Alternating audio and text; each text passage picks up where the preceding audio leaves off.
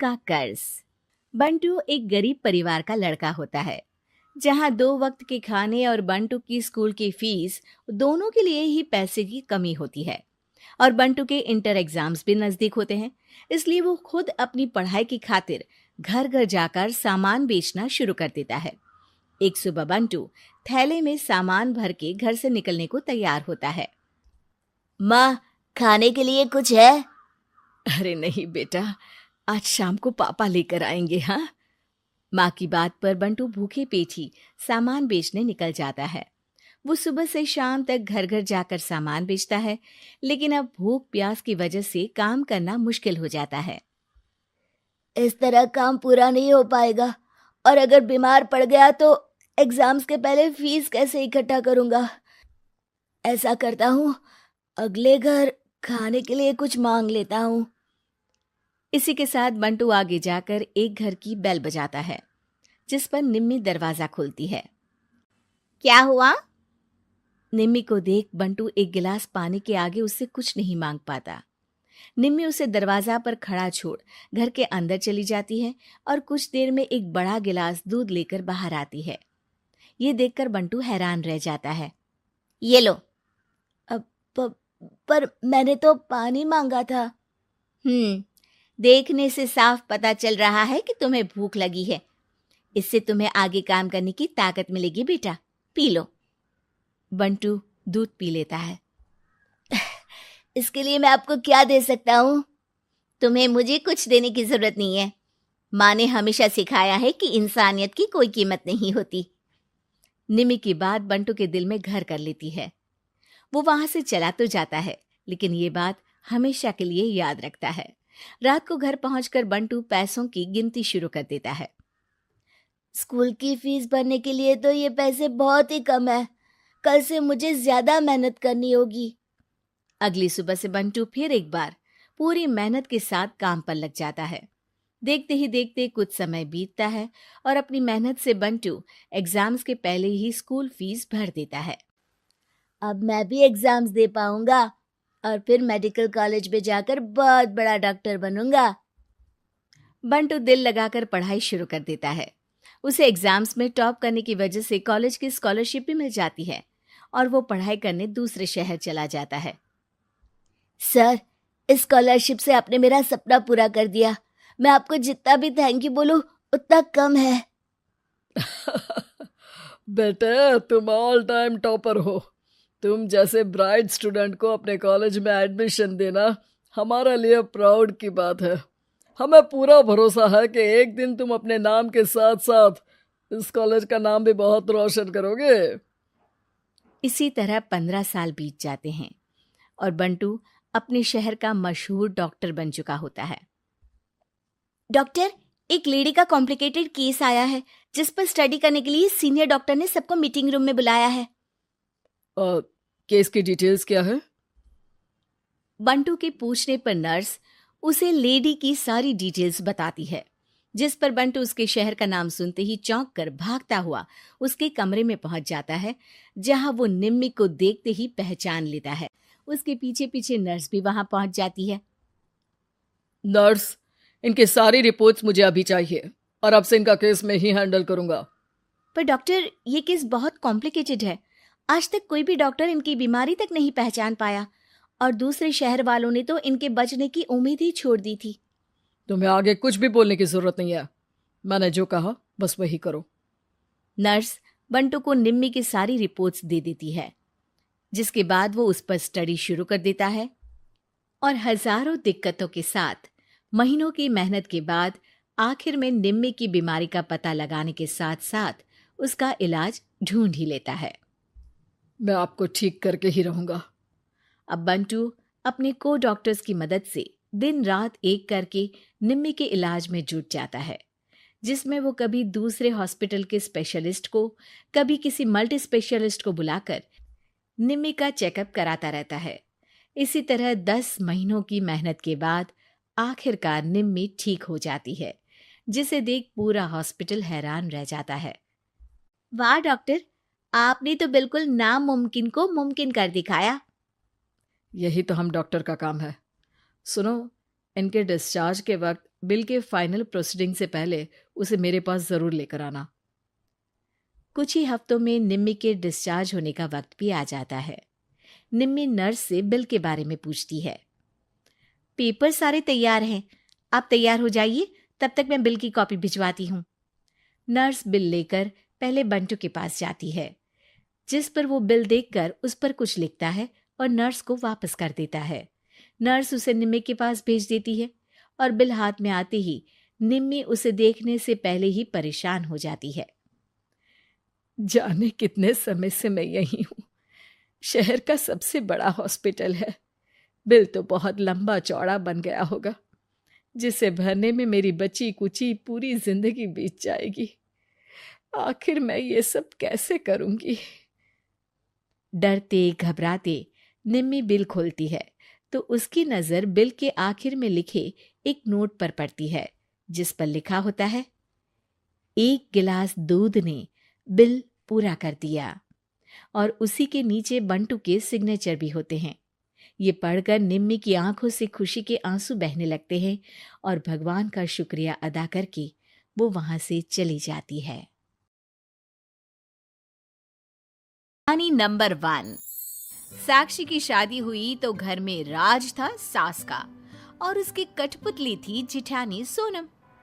देख सोनम, इस साक्षी को भी घर के कायदे कानून सिखा देना।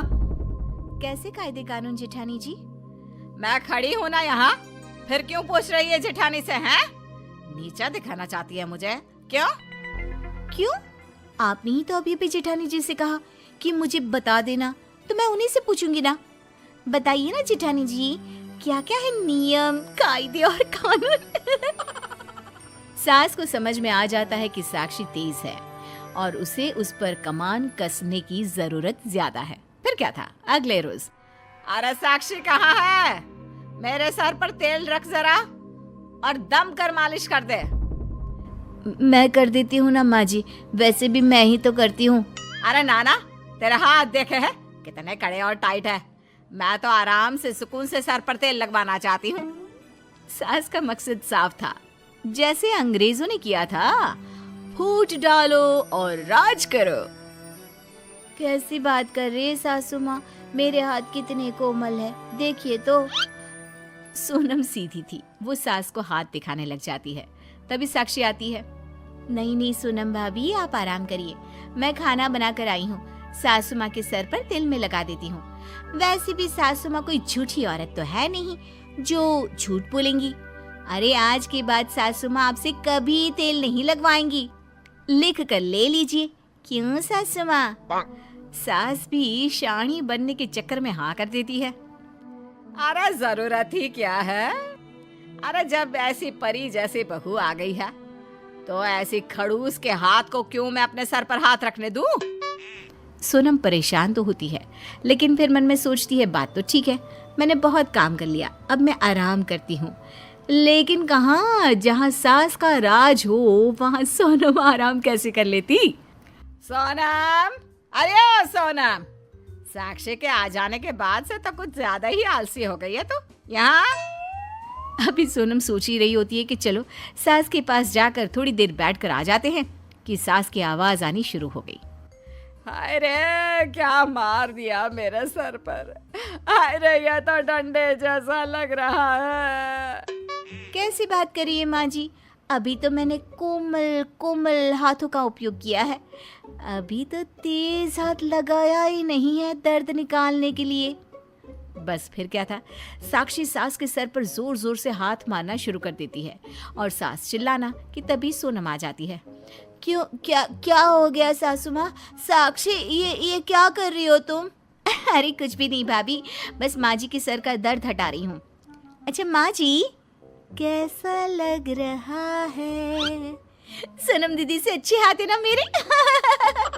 सास क्या करती, पहले ही सोनम को इतनी खरी खोटी सुना चुकी होती है कि वो उसे कुछ नहीं कहती। अरे रहने दे बहू, रहने दे, सारा दर्द ठीक हो गया मेरा, छोड़ मुझे। सासू माँ, मैं लगा दूं सर पर तेल? सास मन में अभी सोच ही रही होती है कि अरे नहीं नहीं नहीं भाभी, आपको क्या लगता है कि सासू माँ ने जो बात कही थी वो गलत थी? अरे वो आपसे कभी तेल नहीं लगवाएंगी, समझी? खैर, सास को अब सर पर तेल लगाने का सारा शौक खत्म हो जाता है। लेकिन फिर भी अगले रोज सास जोर जोर से सोनम पर चिल्लाने लगती है। सोनम, अरे ओ आलसी, अरे देख तो सुबह के 5 बज गए हैं, कब की जगी हूँ मैं, लेकिन मजाल है कोई चाय को भी पूछ ले। सोनम किसी तरह आंख मलकर उठती है और सास को चाय बनाकर देती है। सास को वो चाय दे ही रही होती है कि साक्षी आ जाती है। क्या है भाभी, बुरा न मानना, लेकिन मैंने सुना है कि सासू माँ कब से बैठी हैं, चाय नहीं मिली उनको। और क्या, यह कोई बात होती है? अरे जानती है कि सास की आंख खुलते ही उसे पहले चाय देनी चाहिए, फिर कहीं जाकर वो जमीन पर पैर रखती है। लेकिन नहीं जी नहीं, ये नहीं दे सकते मुझे वक्त पर चाय। अरे नींद जो लगी रहती है महारानी को। साक्षी को सास की बात पर गुस्सा तो आता है, लेकिन करती क्या, नई नई जो ठहरी। भाभी आप कल से सो जाओ, हाँ हाँ सो जाओ, खूब सो। कल से सासू माँ की आंख खुलते ही चाय मैं दूंगी, समझी? आप तो बस सोती रहो। सास खुश हो जाती है, उसे मौका मिल जाता है एक बार फिर दोनों बहुओं के बीच झगड़ा लगाने का। अरे जीती रहे साक्षी बहू, आज के बाद इस सोनम का चेहरा तक मुझे नहीं देखना। वैसे भी उसका चेहरा सुबह सुबह देख लो ना, सारा दिन खराब चला जाता है। सोनम को सास की बात बुरी लगती है, वो कमरे में जाकर रोने लगती है। साक्षी देख लेती है, लेकिन वो सास के सामने कुछ नहीं कह सकती थी। बाद में वो सोनम के कमरे में जाती है। क्या हो गया भाभी, मुझसे नाराज हैं? अरे नहीं साक्षी, तू तो मेरी छोटी बहन जैसी है, लेकिन मैं सासू माँ से हैरान हूँ। मैं कितनी भी नींद में क्यों ना हो, उन्हें चाय जरूर देती थी। दीदी, मैंने सिर्फ आपको इसलिए मना किया कि आप परेशान हो जाती हैं, रोज सुबह जबरदस्ती। आप जानती हैं कि सासू माँ वो चाय भी नहीं पीती। हाँ मैं जानती हूँ, मैंने कई बार पूछा भी, लेकिन कह दिया हर बार मैं लेट कर देती हूँ, इसलिए वो चाय नहीं पीती और सो जाती है। नहीं दीदी, वो आपको रोज परेशान करने के लिए ऐसा कर रही हैं। आप एक काम करिए, कल से आप उठना ही नहीं। अगले रोज रात के 3 बजे साक्षी सास के कमरे में चाय लेकर चली जाती है। सासू माँ, सासू माँ।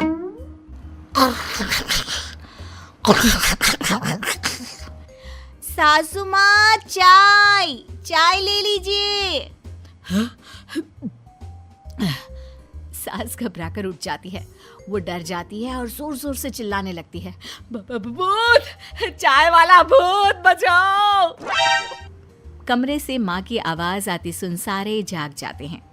अरे साक्षी, तुम कब उठकर माँ के कमरे में आ गई? अरे कहाँ है भूत? सास कुछ कहती, इससे पहले साक्षी बोलती है।